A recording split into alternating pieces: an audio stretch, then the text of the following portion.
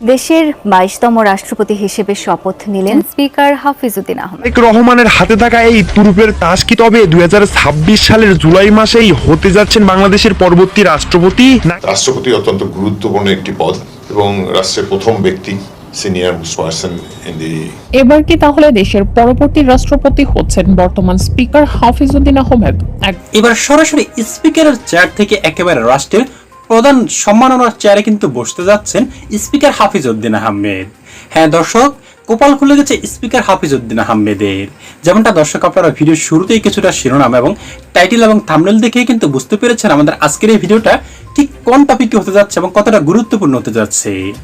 দর্শক শ্রোতা, বর্তমান রাষ্ট্রপতি শাহাবুদ্দিন চুপ্পু কিন্তু হাসিনার নিয়োগকৃত রাষ্ট্রপতি, আর যার দরুণেই কিন্তু এবার এই রাষ্ট্রপতিকে সরানো দর্শক সকল কলকায়দা কিন্তু রেডি করে রেখেছে কিন্তু বিএনপি সরকার।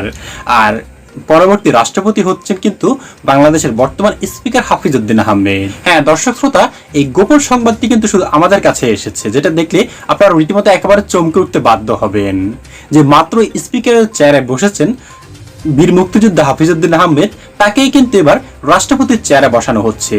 হ্যাঁ দর্শক শ্রোতা, আমাদের আজকের এই প্রতিবেদনটা দেখলে আপনি রীতিমতো একেবারে ক্লিয়ার হয়ে যাবেন যে এই স্পিকার হাফিজউদ্দিন আহমেদকে কেন রাষ্ট্রপতির চেয়ারে বসাতে যাচ্ছেন প্রধানমন্ত্রী তারেক রহমান।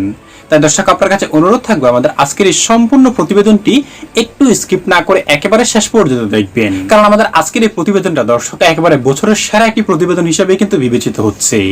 তাই দর্শক, আর দেরি না করে আপনাকে শুরুতে সেই প্রতিবেদনটি দেখিয়ে নিয়ে আসি, তারপর এই বিষয়টি নিয়ে আমরা বিস্তারিত আরো আলোচনা করব। শেরেবাংলা নগরের সংসদ ভবন কি এখন কেবলই চরম উত্তেজনার রঙ্গমঞ্চ, যেখানে রাজনীতির পুরনো দাবার বোর্ডে একের পর এক চাল উল্টে যাচ্ছে?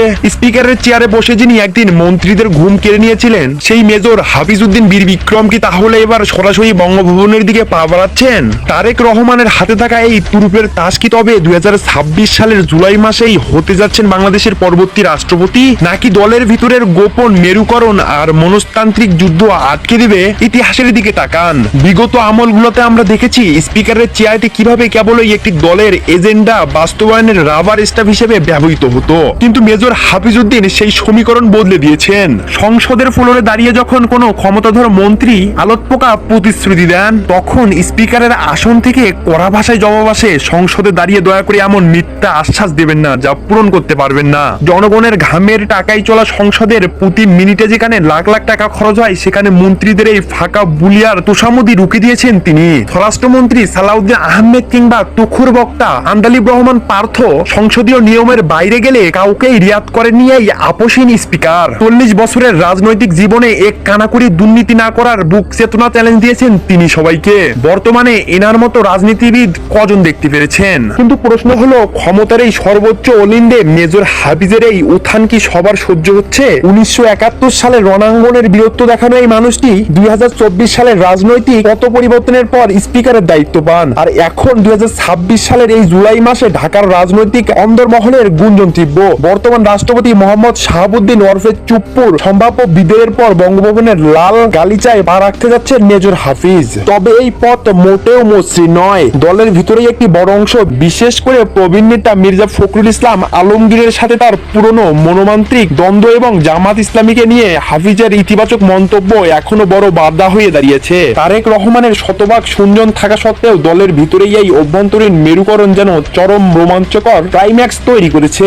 নিয়তির দাবার বোর্ডে মেজর হাফিজউদ্দিন আহমেদ বীর বিক্রম তার তুরুপের তাস্তি চালিয়ে দিয়েছেন। এখন দেখার বিষয়, তিনি কি সংসদের অভিভাবক হিসেবে ইতিহাস গড়বেন, না অন্তিম মুহূর্তে সব বাধা পেরিয়ে হবেন স্বাধীন বাংলাদেশের নতুন রাষ্ট্রপতি? এবার কি তাহলে দেশের পরবর্তী রাষ্ট্রপতি হচ্ছেন বর্তমান স্পিকার হাফিজউদ্দিন আহমেদ? একবার চোখ বন্ধ করে কল্পনা করুন দর্শক, ঢাকার শেরেবাংলা নগরের জাতীয় সংসদ ভবন থেকে শুরু করে বঙ্গভবনের লাল গালিচা, সব জায়গায় এখন একটাই ফিসফাস, একটাই আলোচনা। 2026 সালের এই উত্তপ্ত জুলাই মাসে ক্ষমতার অন্দরমহলে চায়ের কাপে কিংবা রাজনৈতিক বিশ্লেষকদের ড্রয়িং রুমে সবচেয়ে বড় প্রশ্ন হয়ে দাঁড়িয়েছে এটি। বর্তমান রাষ্ট্রপতি মোহাম্মদ শাহাবুদ্দিন চুপ্পুর সম্ভাব্য বিদায় ঘণ্টা বাজছে, আর ঠিক এই শূন্যস্থানে এক মহিরুহ হয়ে উঠে আসছে স্পিকার মোহাম্মদ হাফিজউদ্দিনের নাম। কিন্তু কেন হঠাৎ করে একজন স্পিকারকে নিয়ে পুরো দেশে এত আলোচনা? এর উত্তর লুকিয়ে আছে জাতীয় সংসদের ভেতরের কিছু লোমহর্ষক এবং অভূতপূর্ব রাজনৈতিক সমীকরণে। চলুন দর্শক, আপনাদের কয়েকদিন আগের সংসদ ভবনের ভেতরের সেই চিত্রটি মনে করিয়ে দেওয়া যাক। বাইরে তখন প্রখর রোদ, কিন্তু সংসদের ভেতরের পরিবেশটি মঞ্চটা ছিল এক টানটান উত্তেজনায় ঠাসা। ফ্লোরে বক্তৃতা দিচ্ছিলেন বিরোধী দলের এক প্রভাবশালী সংসদ সদস্য। ঠিক তার পরপরই ক্ষমতাসীন সরকারি দলের এক হেভিওয়েট সংসদ সদস্য হঠাৎ তাচ্ছিল্যে সুরে বলে উঠলেন, বিরোধী দলের তো আসল মুক্তিযোদ্ধা নেই।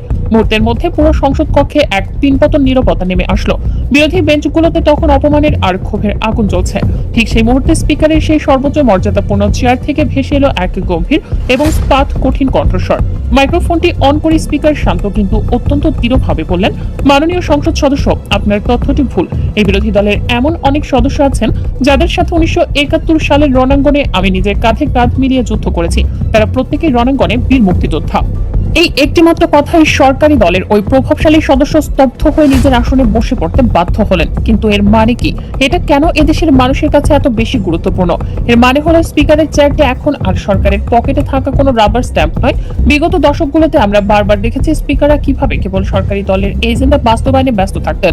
বিরোধী দলকে কথা বলতে না দেয়া, মাইক বন্ধ করে দেয়া কিংবা সরকারি দলের অনেকে প্রশ্রয় দেয়াই যেন অলিখিত নিয়ম হয়ে দাঁড়িয়েছিল। কিন্তু এখানে আসল পরিবর্তন। মেজর হাফিজ প্রমাণ করেছেন স্পিকারের চেয়ার কারোর পৈতৃক সম্পত্তি নয়, এটি পুরো রাষ্ট্রের নিরপেক্ষতার প্রতীক। আজকের এই তেলবাজি আর ব্যক্তি পূজার রাজনীতিতে যখন পদের লোভে মেরুদণ্ড বিক্রি করে দেয়াটা খুবই স্বাভাবিক ঘটনা, তখন স্পিকারের এই নিরপেক্ষ এবং সাহসী অবস্থান পুরো দেশের মানুষকে একে নতুন আশা দেখাচ্ছে। চমকের এখানেই শেষ নয়। সম্প্রতি সংসদে তিনি যা করেছেন তা বাংলাদেশের সংসদীয় ইতিহাসের রীতিমতো বিরল এক দৃষ্টান্ত। কয়েকদিন আগে এক ক্ষমতাধর মন্ত্রী সংসদের ফ্লোরে দাঁড়িয়ে বুক ফুলিয়ে প্রতিশ্রুতি দিয়েছিলেন যে আগামী 1 তারিখের মধ্যে দেশের গ্যাস সরবরাহ পুরোপুরি নিশ্চিত করা হবে। কিন্তু বাস্তবে সেই 1 তারিখ পার হয়ে গেলেও গ্যাস সংকটের বিন্দুমাত্র সমাধান হয়নি। পরবর্তীতে সেই মন্ত্রী যখন আবার সংসদে নিজের দপ্তরের ফাইল নিয়ে কথা বলতে উঠলেন, স্পিকার মেজর হাফিজ তাকে মাঝপথে থামিয়ে দিলেন। তিনি গম্ভীর গলায় মন্ত্রীকে সেই পুরনো প্রতিশ্রুতির কথা মনে করিয়ে দিয়ে বললেন, মাননীয় মন্ত্রী, সংসদে দাঁড়িয়ে দয়া করে এমন কোনো প্রতিশ্রুতি দিবেন না যেটা আপনি নির্দিষ্ট সময়ে পূরণ করতে পারবেন না। মনে রাখবেন, সংসদের প্রতিটি কথার পেছনে জনগণের অধিকার জড়িয়ে থাকে। এখানে প্রতিটি মিনিটের পেছনে অন্তত 2 লাখ টাকা খরচ হয়। সহজ কথায় বললে, বর্তমান সংসদ সস্তা তেলবাজি বা কথার ফুলঝুরির কোনো জায়গা নয়। আর এই আপসী নিরপেক্ষতার হাত থেকে ছাড় পান নিশ্চয়ই ক্ষমতাধর স্বরাষ্ট্রমন্ত্রী সালাউদ্দিন আহমেদ কিংবা তুখোড় বক্তা আন্দালিব রহমান পার্থ। নিয়মের সামান্য ব্যত্যয় ঘটলে স্পিকারের ক্ষুরধার চাবুকের মুখে পড়তে হয়েছে তাদেরকেও। তিনি ভুল বা অন্যায়ের বিরুদ্ধে দলমত বা পদের বাছবিচার করছেন না। এমনকি রাজনৈতিক অঙ্গনে যেখানে জামায়াত ইসলামীকে নিয়ে নানা রকমের মেরুকরণ এবং বিতর্ক চলে, সেখানেও তিনি সত্যের খাতিরে দলটিকে দেশের সবচেয়ে সুশৃঙ্খল দল হিসেবে আখ্যা দিয়ে নিজের চরম স্পষ্টবাদিতার প্রমাণ দিয়েছেন।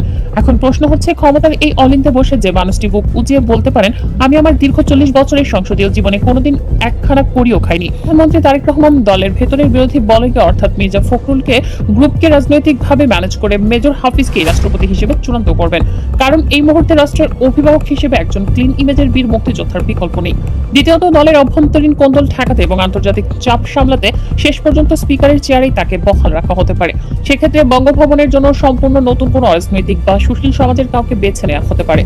তৃতীয়ত, আমেরিকার বিরুদ্ধে তার এই কড়া বক্তব্যের কারণে পশ্চিমা বিশ্ব থেকে সরকারের উপর এক অদৃশ্য কূটনৈতিক চাপ তৈরি হতে পারে, যা পুরো সমীকরণকেই বদলে দিতে পারে। রাজনীতিতে আসলে শেষ কথা বলে কিছু নেই। তবে একটি কথা নিশ্চিত, মেজর হাফিজউদ্দিন আহমেদ বীর বিক্রম প্রমাণ করেছেন, রাজনৈতিক ঝড়ঝাপটা কিংবা দলের ভেতরের কোণঠাসা অবস্থা কোনো কিছুই একজন খাঁটি দেশপ্রেমিককে দমাতে পারবে না। তিনি ক্ষমতার জন্য নিজের মেরুদণ্ড বিক্রি করেননি, সস্তা তেলবাজিকে বৃদ্ধাঙ্গুলি দেখিয়েছেন। দর্শক শ্রোতা, যোগ্যতার দিক থেকে কিন্তু কোনো অংশই কিন্তু কম নয় এই হাফিজউদ্দিন আহমেদ। কারণ তিনি একজন বীর মুক্তিযোদ্ধা, দ্বিতীয়ত তিনি বিএনপির একজন পুরনো সদস্য, তৃতীয়ত হলেন দর্শক তার শিক্ষার দিকে কিন্তু সবকিছুই কিন্তু রয়েছে। অর্থাৎ বর্তমান যে রাষ্ট্রপতি রয়েছে তার থেকে কিন্তু 1000 গুণ বেটার কিন্তু এই হাফিজউদ্দিন আহমেদ। কারণ তার সাম্প্রতিক সময়ে স্পিকার হিসেবে যে কার্যকলাপ এবং কি সংসদের মধ্যে দর্শক নিরপেক্ষ যে ভূমিকাটা পালন করছেন তিনি, এটা দেখে কিন্তু স্পষ্ট ধারণা করা যায় যে এই রাষ্ট্রপতি হিসেবে স্পিকার থেকে এই হাফিজউদ্দিন আহমেদকেই কিন্তু দর্শক বানানো দরকার রাষ্ট্রপতি। কারণ তার নিরপেক্ষতা দেখে কিন্তু বোঝা যাচ্ছে তিনি রাষ্ট্রের জন্য কিছু করতে পারবেন এবং কোনো রাজনৈতিক দলের হয়ে তিনি কোনো কাজ করবেন না। যেটা রাষ্ট্রের উপকারে আসবে দর্শক তিনি সেটাই করবেন, এমনটাই কিন্তু সকলে ধারণা করছে। তাই প্রধানমন্ত্রী তারেক রহমানের এই সিদ্ধান্তকে দর্শক সকলেই কিন্তু স্বাগত জানাচ্ছে।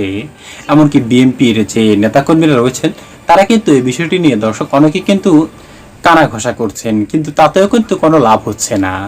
হ্যাঁ সম্মানিত প্রিয় দর্শক শ্রোতা, আপনি কি মনে করেন পরবর্তী রাষ্ট্রপতি হাফিজউদ্দিন আহমেদকে দিলে অবশ্যই ভালো হবে? দর্শক শ্রোতা, অবশ্যই আপনার মূল্যবান মতামতটুকু লিখে যাবেন আমাদের কমেন্ট বক্সে এবং আরো লিখে যাবেন এই শাহাবুদ্দিন চুপ্পুকে দর্শক অবিলম্বে সরানোর পর কি তাকে গ্রেপ্তার করা দরকার? দর্শক শ্রোতা, আজ এই পর্যন্তই। আশা করি সকলে অনেক ভালো থাকবেন। খোদা হাফেজ।